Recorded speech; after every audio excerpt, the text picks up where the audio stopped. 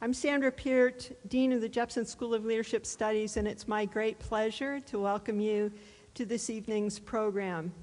Tonight, we'll step back a bit from national and international news, and we'll focus on our local community, all of you. Our faculty, our staff, and our current students are excited to do that and to welcome you into the school. Our faculty will inspire you throughout your next 2.5 years at the Jepson School.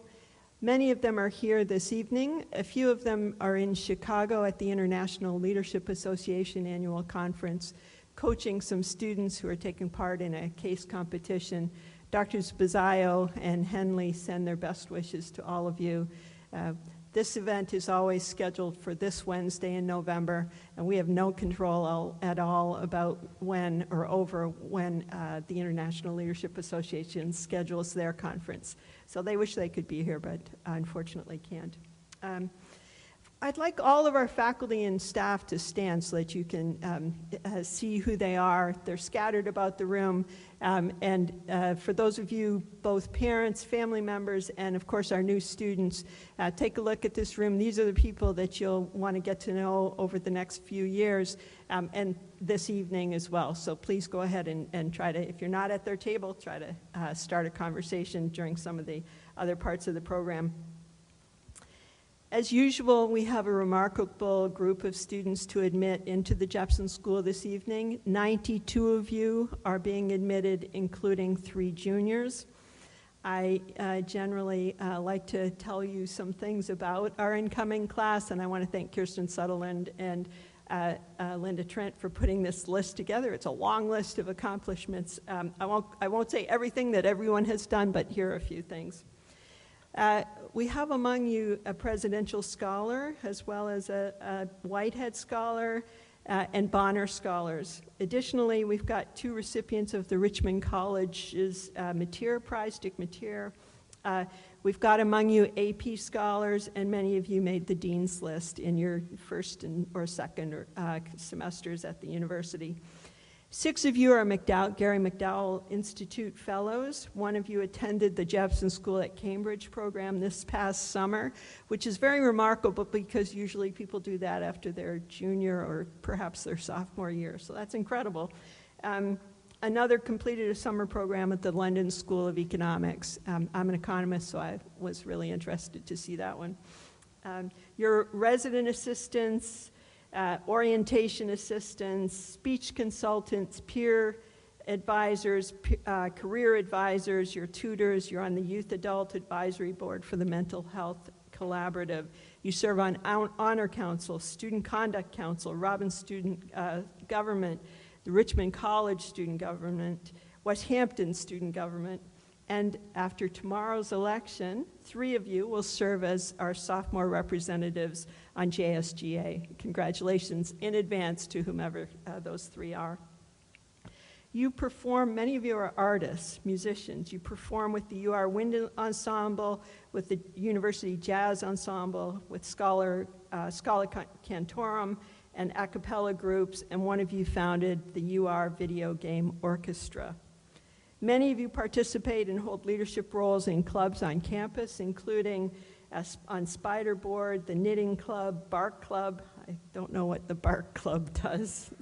Sounds interesting. Mock Trial, Speech and Debates, Spider Real Estate Group, Best Buddies, Seeds, Relay for Life, Camp Kesem, APO, the American Marketing Association, and Women in Business, as well as on fraternities and sororities. 16 of you are Division I athletes in swimming, women's soccer, men's tennis, football, women's basketball, track and field, cross country, women's lacrosse, men's golf, men's lacrosse, and field hockey. You're also members of the cheerleading squad, and 1 of you is the manager for men's basketball. You also, of course, participate in club sports, including lacrosse, volleyball, tennis, rugby, ping pong, ice hockey, soccer, ultimate frisbee, baseball, field hockey, and badminton. So you're a very active group. Is anyone here running the Richmond Half next weekend or the Richmond Marathon? Good for you, good for you. You might see Dr. Price Are you running? You might see Dr. Price on the course. If you're fast. If you're really fast, you might see him. 3 of you work with Kickin' It Coalition, which runs soccer clinics for children with autism in the Richmond area, and 1 of you is its co-founder. Another helps under-resourced youth in Richmond learn how to play squash, and 1 of you is a Taekwondo instructor. Welcome to all of you as you make the commitment to join us at the Jepson School of Leadership Studies. We're so very glad to see you. We're excited about tonight's program. Now we're going to take a little bit of time to enjoy some more conversation and some delightful food. Our catering staff will release you by table so that we don't all try to go out into that very narrow area where the food is being served. So please enjoy yourselves, and I look forward to the rest of the program. Thanks.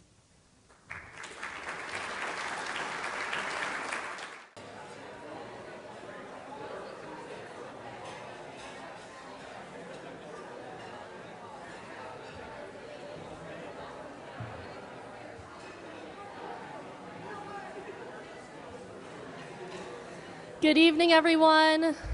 I hate to be the person to cut incredible conversations short. It is one of my least favorite things to do, but Dean Soderlund has asked me to do so, and of course we will listen to everything that she says. My name is Kate Chasen. I am the student speaker on behalf of the class of 2026, and I want to welcome you all sincerely to the Jepson School of Leadership Studies. I truly hope that every one of you feels the sense of pride and belonging that comes with being a Jepson student. A year ago, I was in your shoes. I knew that leadership studies would be an interesting major, but I had no idea what differentiated it from any other major on campus. I didn't know what made it special. But now, I can say with confidence what makes it different. I know it's cliche, but Jepson truly feels like a family. From the relationships you cultivate with professors to the way you'll lovingly argue with the people sitting next to you in class. To illustrate further, last year at my class's Prelude, I walked in, signed the book, and got my shirt, and I scanned the room to try and choose which professor's table to sit at. It was like asking a musician who their favorite artist is, because I am so close with so many of them. I had had classes with several of the professors in here. I see many of them as mentors. They have brought me coffee, bought me street tacos. They've ranted about presidential debates at 9:30 in the morning. They've served as references. The list goes on and on. They care about you. They want you to be curious, and they don't want you just to succeed. They want you to thrive. I have good relationships with other professors on campus, but when push comes to shove and I need a support network around me, I turn to Jepson. Not just the professors, but the students as well. I remember chatting with Dr. Flanagan last year. I was in her ethics school class, and we were chatting about one of her ethics sections. She said something that stuck with me. She said that her class had known each other for so long that they started their in-class debates by saying, "I already know how you're going to respond," to their classmates. Look around this room. Even if you don't know some of the faces yet, you'll inevitably have classes with them. You'll learn how they think. You'll learn who's a consequentialist and who's a deontologist and who's an anarcho-capitalist.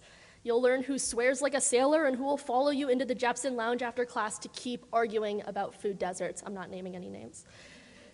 And you'll learn that in moments of crisis, when you need a close-knit community more than ever, you can turn to Jepson, because it truly feels like a family. The professors and students will support you at your lows and squabble lovingly with you at your highs. But it's a two-way street. You will only get as much out of it as you put into it. I am incredibly lucky to have the relationships I have and to take as much pride as I do in Jepson. It is because of that pride that I have had incredible opportunities through Jepson. I've met lecturers and Pete Buttigieg. I've flown to Florida for an ethics bowl competition. I even had a meal at the Cheesecake Factory paid for by Jepson. Yeah, we did. Now, I don't say all of that to brag, maybe the Cheesecake Factory one, but rather to show you the boundless possibilities that you can have within Jepson. The sky truly is the limit. You just have to take the initiative, be willing to seek out those boundless opportunities, and take them, because they are waiting for you here. I cannot wait to see you all around the halls of Jepson. Congratulations, and welcome to the community.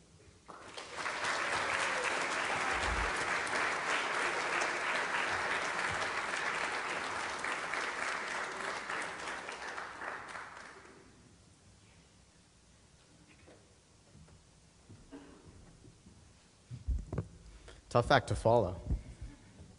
Good evening, everyone. My name is Ben Scher. I'm a senior here at the University of Richmond. The butterfly effect is the idea that small actions not only can, but do have large consequences. The effect gets its name from Edward Lorenz's idea that a butterfly flapping its wings in Brazil could cause a tornado weeks later in Texas. Perhaps a more palatable and true example is the following sequence of events. Archduke Franz Ferdinand's driver in 1914 made a wrong turn that put Ferdinand in the path of an armed teenager who shot and killed him. A month later, Austria-Hungary declared war on Serbia as retribution, and other countries were recruited as allies. World War I was the result, leading to the downfall of Germany and the rise of Adolf Hitler, which subsequently caused World War II. In sum, a simple wrong turn catalyzed 2 world wars.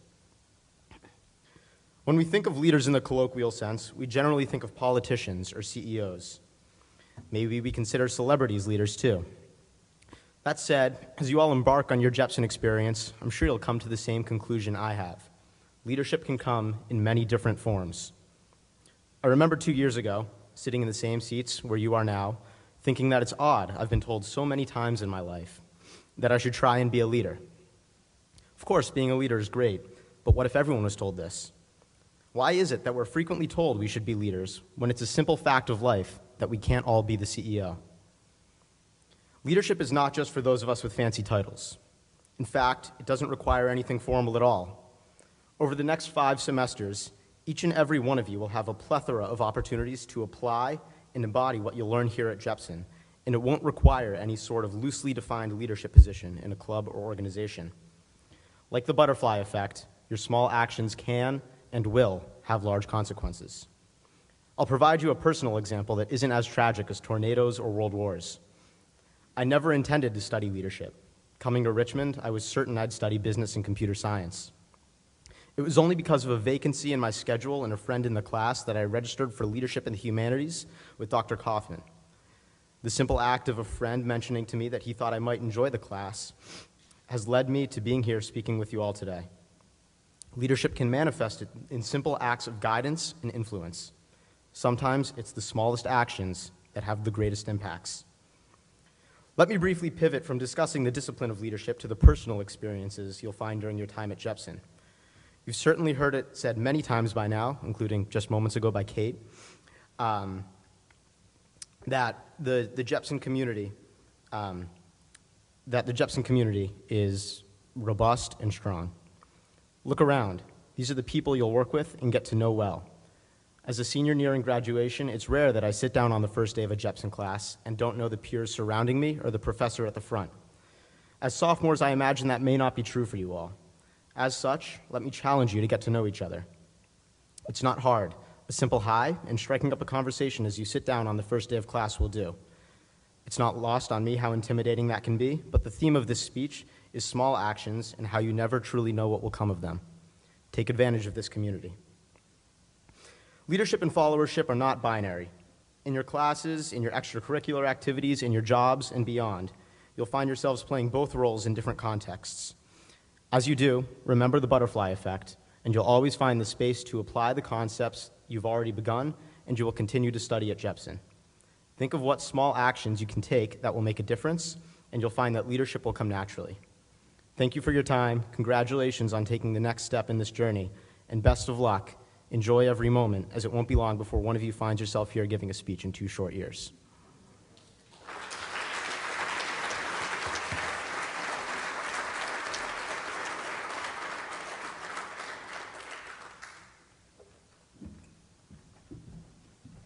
Hi, everyone. Thank you to Kate and Ben. Those were great speeches.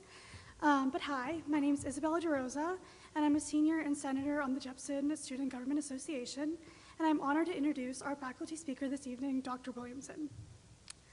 Dr. Thad Williamson is a sought-after professor and civic activist.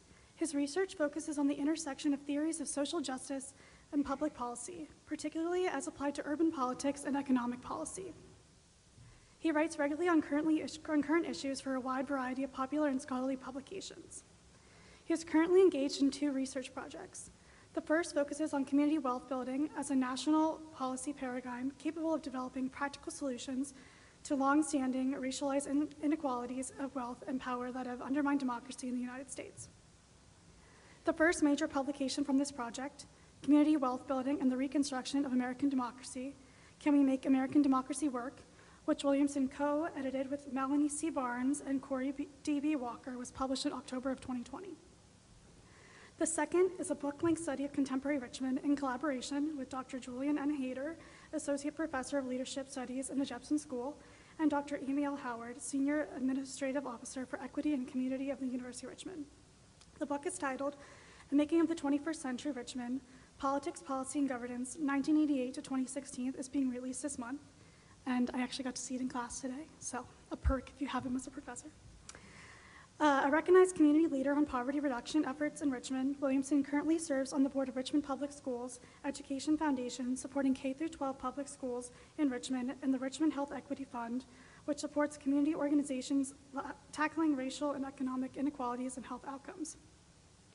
He is also involved in several community advocacy organizations. In 2022, the Richmond City Council appointed him to the City Charter Review Commission.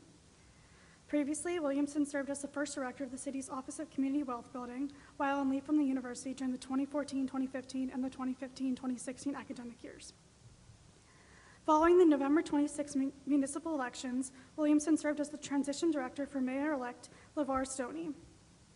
Between January 2017 and June 2018, he served as a senior policy advisor in the Richmond Mayor's office in a part-time capacity while continuing to teach full-time at the university.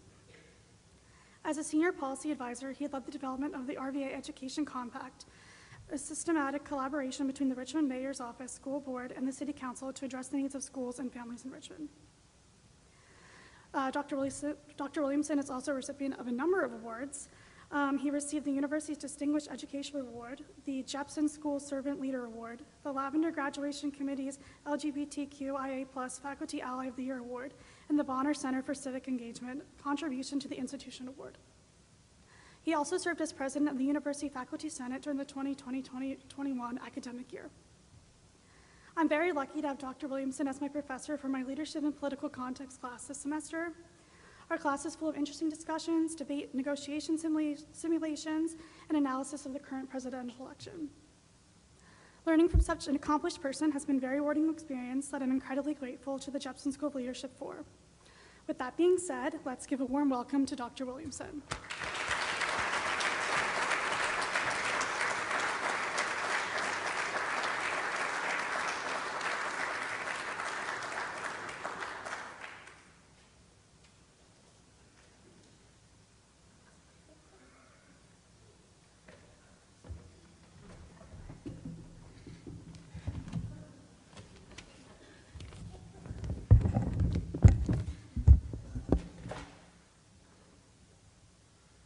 I had to do something interesting to keep myself awake because it's been interesting 48 hours.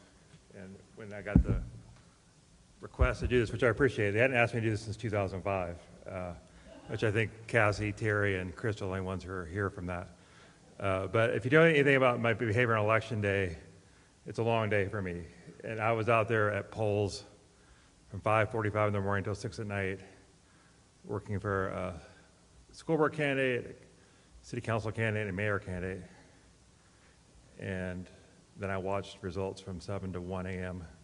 in the morning, and then I got up at 5 a.m. and watched more results to see the presidential race called. But anyway, All three of the candidates I was working for won, so that was good.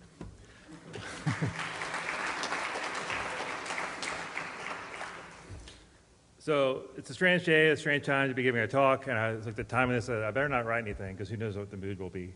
So this is, I scribbled out some thoughts, but these words are actually from this afternoon. So, you know, I think we are headed into a deeply uncertain time as a nation, and we are in some respect uncharted waters. We do not yet at this time understand the consequences of yesterday's election. It's not too early, however, to acknowledge the fear that many people feel, particularly members of marginalized or targeted groups. So I'm not here tonight to tell you how great you are or that all will be well. If anything, I wish to underscore the gravity and responsibility of what it means to be studying a topic like leadership at a time like this.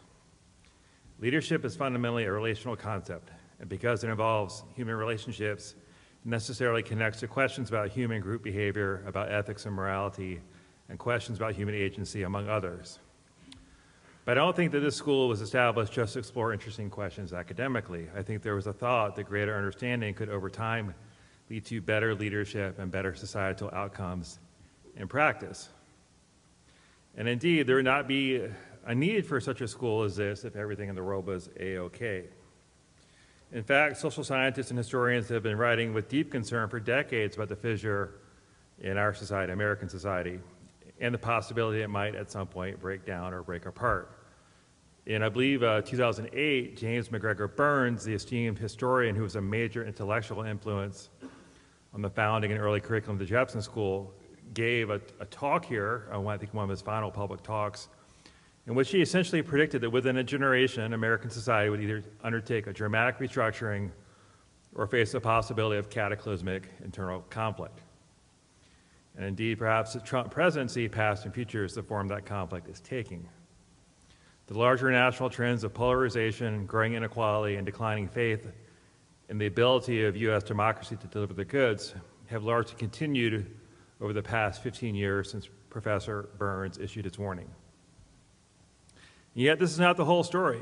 Without going into all the details, there are many, many ways here in the city of Richmond that the city is a tangibly improved place and a more thriving city than 15 years ago. The population and the tax base are way up, and both poverty and Confederate monuments are down. Serious problems and challenges remain, but in my work with the city of Richmond and Richmond Public Schools to establish a new city agency and numerous additional initiatives, some which Isabel mentioned, but spanning college access, multilingual learners, health equity, performance management, and so on. I've seen both that local progress is possible and the profound importance of effective leadership. So the notion that we can build a better society where we happen to find ourselves in a better world, even as things at a larger scale may be falling apart or failing, it may seem like a paradox or a contradiction. Yet two seemingly contradictory things can in fact be true at the same time.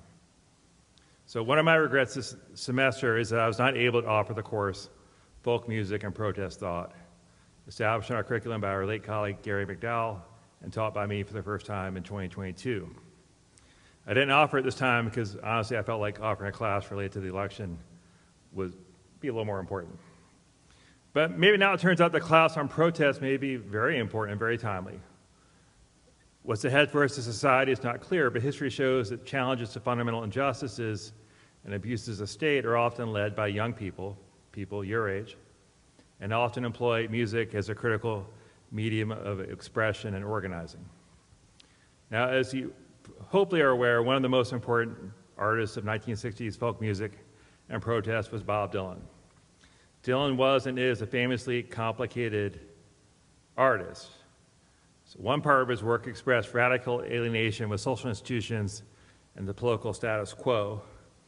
And because I'm a known Dylan junkie, and because it's 50 years since the 1974 tour, and because Dylan's people wanted to publish all the recordings from that tour before the copyright expired, I've been spending the last 2 weeks listening to like 15 different versions of the same concert between January and February 1974. But one of the songs he performed was called It's All Right, Ma. It's a song he wrote in 1964 when he was 23.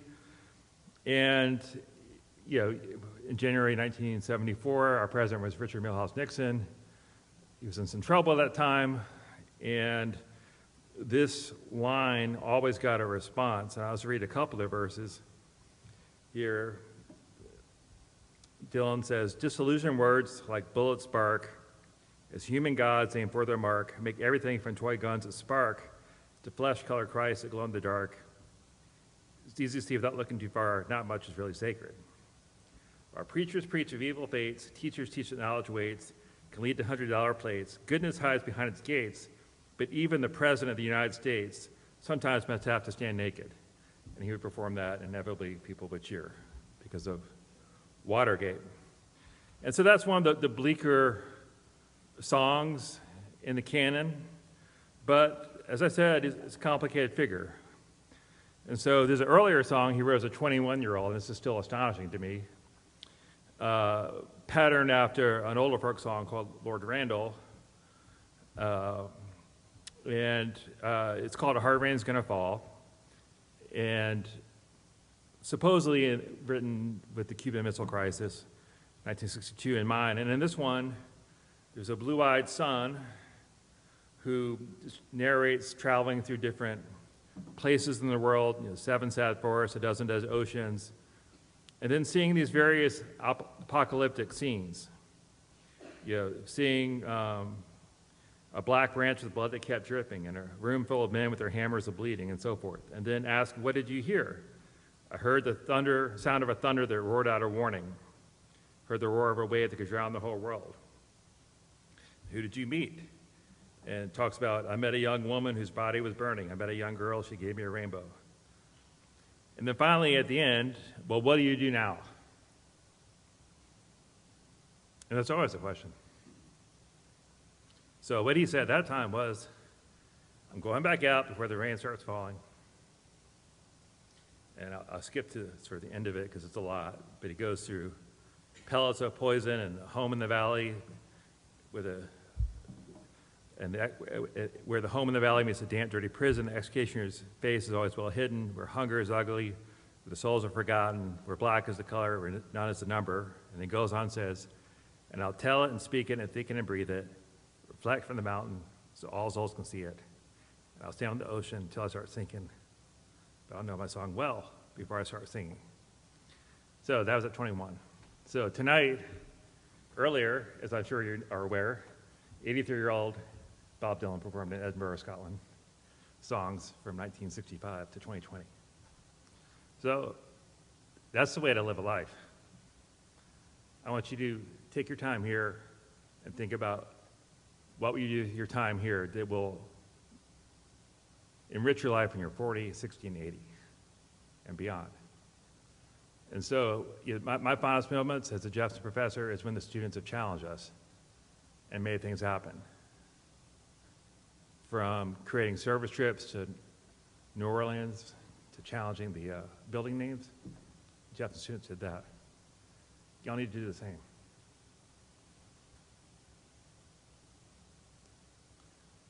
Don't wait till it's over to start living your life. Start living now. The more you do, the more knowledge you build up, and you'll be even more powerful later on. What a privilege you have. Take it. Thank you.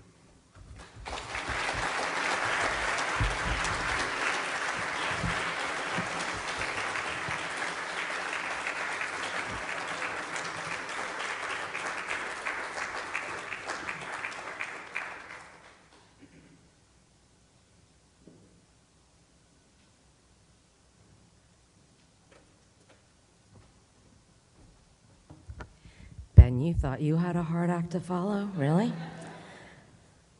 So my name is Kirsten Soderlin. I'm one of the associate deans here at the Jepson School. I have the great privilege of working with our students when they're going through the admissions process. I get to work with them when they're involved in our community-based learning classes. I get to work with them when they're doing their internships. I get to work with them then when they're alumni, and I bring them back to campus to share their experiences and their careers and the meaning of their Jepson experience with current students. So I have the great fortune to work with you the whole time you're at the school. And I also have the good fortune tonight to do the formal welcome to the Jepson School. And so at the moment, I'm going to embarrass all of our newly admitted students. Although, trust me, this is less embarrassing than what we used to do. We used to make you come up one by one, and you had to come across the stage, right? The seniors are here, they're shaking their heads. It was really nerve-wracking, right? So I'm going to ask the entire class of 2027 and our 3 members of the class of 2026 to please stand.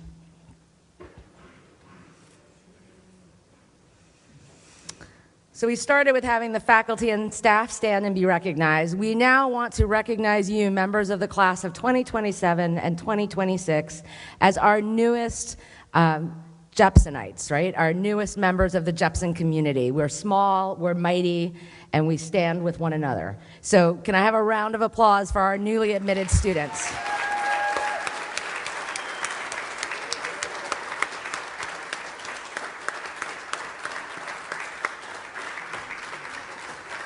You may all be seated. So as Dean Peart said, we will be having sophomore elections tomorrow, so please take a moment to vote for your sophomore senators. And Jepson Student Government Association is one of the student organizations that helps coordinate this event. So they are the ones that put together your sexy new Jepson swag that you got this evening. Cherish it, because there's none in the bookstore. And it's my pleasure to introduce one of our co-presidents. Our other co-president is actually at the International Leadership Association Conference as a member of the CASE team. So tonight we have our other co-president, Anna Laura Houston. I always want to say Houston, like any of you New Yorkers know, Soho, south of Houston, but it's Houston, as in Texas. Anna Laura Houston, who is going to wrap up our evening for us. So it's all you, Anna Laura.